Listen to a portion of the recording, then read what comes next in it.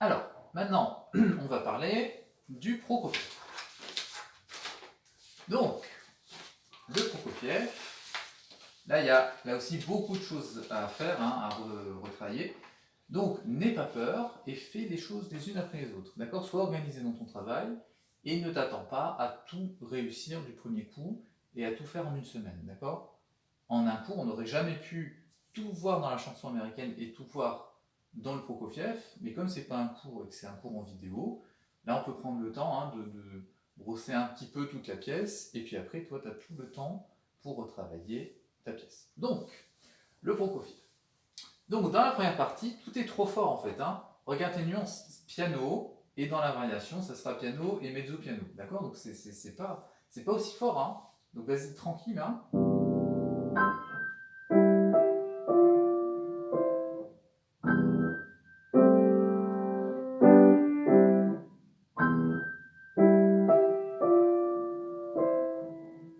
Voilà, sinon j'ai pas grand chose à dire.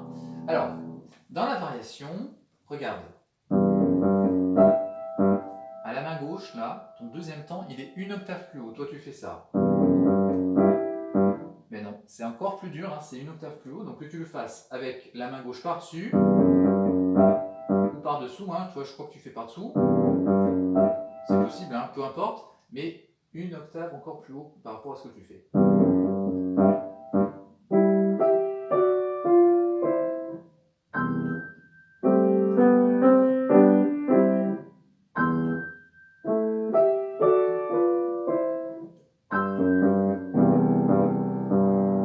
Voilà, et l'autre chose que je voulais voir avec toi, c'est la dernière mesure de cette variation. D'accord? Quand on arrive sur le troisième temps, il faut que ça soit bien ensemble. L'arrivée de ton accord à la main droite, qui est en dessous de la main gauche. Parce que toi, tu décales, je crois que tu fais... Et du coup, ça décale la sensation de pulsation du troisième temps, donc bien ensemble. 2, 3, 4. D'accord? Alors, donc, à partir de là, c'est tes mains séparées. Donc, on va voir les choses, d'abord la main gauche et après la main droite, concernant chaque phrase. Donc, on a, dans la deuxième partie, une mélodie qui commence à la main gauche. Donc ça, il faut que tu la revoies, ta main gauche, parce que les doigtés que tu mets, parfois sont bons, mais quand ils ne sont pas bons, ils ne te permettent pas de jouer legato. Et comme la main gauche, elle a une mélodie legato, il faut absolument que tu corriges tes doigtés, pour que tout soit vraiment d'un seul tenant. Voilà, sinon, il n'y a pas de faute de texte, tout va bien. Attention, là on a deux doigts. Toi, tu vas trop vite sur cette mesure. D'accord, mais bien legato comme ça. Avec un son plein, comme un violoncelle.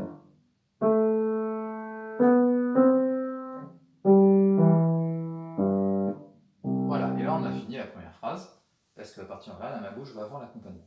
Donc maintenant, je reviens sur cette première phrase de la deuxième partie, et je m'occupe de la main droite. Donc, à la main droite, il faut que tu lisses l'accompagnement. D'accord? Ça veut dire qu'il faut que les croches soient égales. Si tu fais...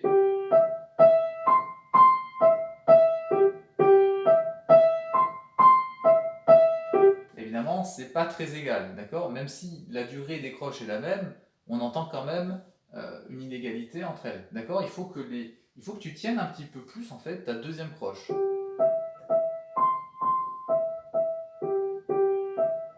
D'accord? Dans un piano d'accompagnement.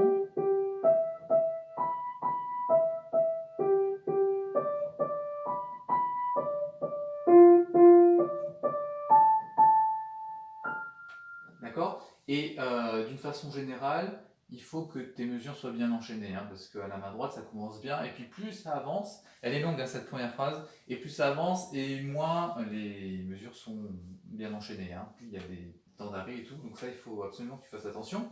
Alors maintenant, je vais revenir sur les erreurs que tu as fait à la main droite dans cette première phrase. Alors, 1, 2, 3, 4, 5. Cinquième mesure. Attention, c'est Fa, Ré, Ré, La. Et toi, tu joues Fa, Do, Do, La. Donc attention de bien corriger ça. Fa, Ré, Ré, La. Ensuite, deux mesures plus tard.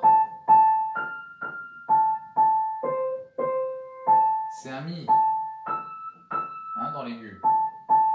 Toi tu joues un Ré, hein. Toi tu fais ça, c'est un Mi. Hein. Alors, tu vois, si je repars là, la sixième mesure, on a d'abord Do, La, Fa, ça c'est très bien. Et après, c'est une note en dessous. Do, La, Mi. Alors ensuite, à la huitième mesure, il faut que tu mettes un pouce sur le Fa dièse.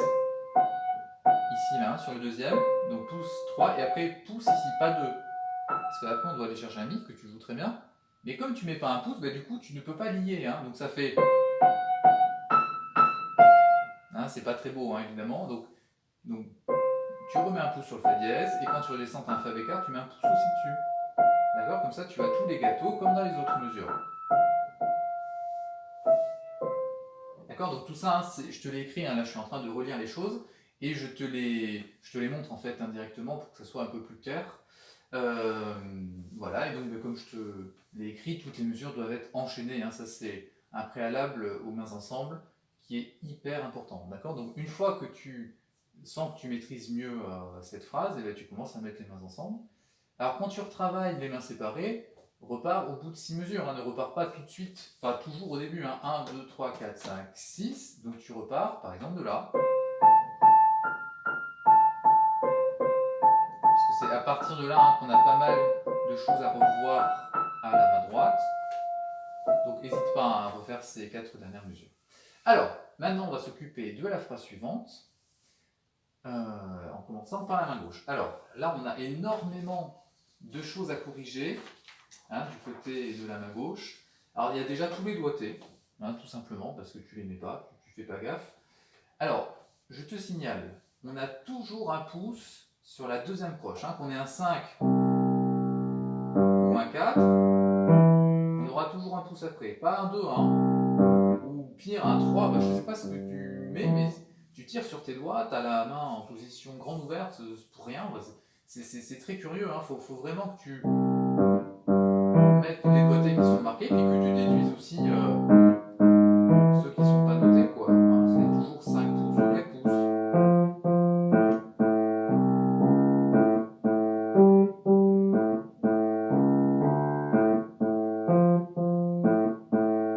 Et là aussi, il faudra évidemment que les mesures soient bien enchaînées. Voilà, donc là on arrive à la réexposition. Alors, du coup, je vais te signaler 2-3 erreurs aussi. Donc je repars au début de cette phrase. Alors là, tout de suite, première mesure, on a une erreur. Toi, tu joues Do La. Et bien c'est Do Sol, hein. Attention. Hein. Ensuite, mesure suivante. Toi, tu joues Do Fa dièse. Et ben non, c'est Do Sol dièse. Hein.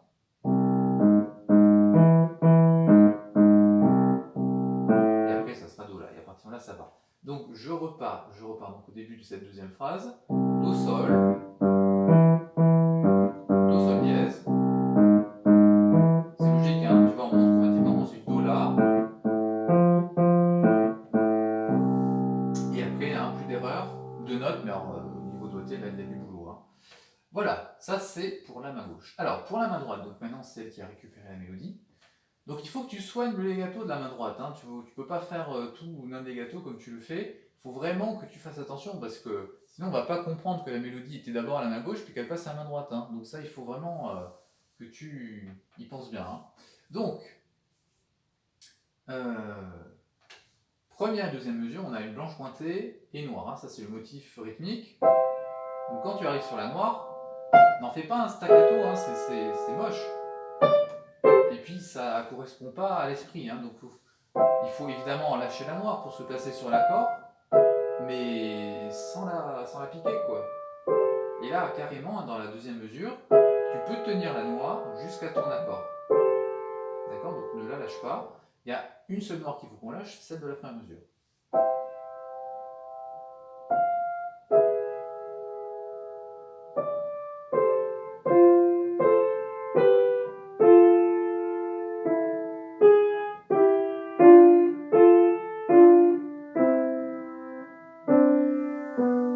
Et donc à partir de la troisième mesure, on va avoir ce qu'on appelle des doubles notes, hein, donc deux notes jouées en même temps, Donc quand tu as des doubles notes, il faut faire chanter celle du haut. D'accord? Tu orientes un petit peu la main vers la note que tu veux chanter.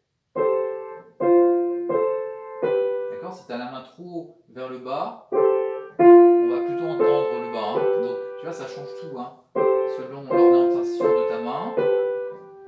Alors il y a des doubles notes qu'on peut lier entièrement, hein, comme celle-là, la Do, Sol, Si, on tient les deux. Là on ne peut pas, donc on va lâcher le haut, mais on va tenir le bas.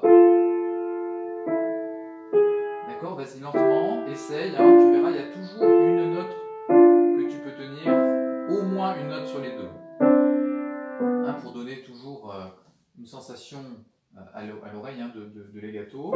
Même si tu lâches une note sur les deux, ça donnera quand même évidemment plus l'impression de legato que si tu lâches les deux. Hein. Voilà. Et puis bah, là aussi, il faut que tu revoies le beauté parce qu'évidemment, comme tu mets à peu près ce qui tombe sous la main, bah là on est encore très très loin d'avoir un beau legato. D'accord? Donc ça c'est aussi à reprendre très attentivement, cette deuxième phrase. Voilà, et donc on arrive à la réexposition, qui est bien, hein, ça reprend en grande partie ce qu'on a eu au début, qui était bien. Donc, c'est pour ça que je ne comprends pas pourquoi tu te trompes à la main gauche, parce que on a l'accord, et puis ensuite on a deux croches noires, et la première fois tu me le fais une octave trop bas, donc tu fais ça. Et là on retrouve à nouveau le même motif, et là cette fois tu le joues à la bonne hauteur. C'est bizarre, hein, donc tout de suite une octave plus haut.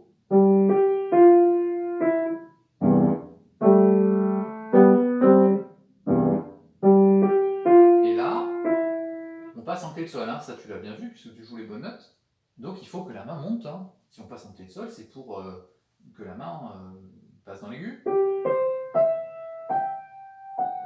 Et les deux derniers accords sont très bien. D'accord, donc je te le fais une fois sans parler.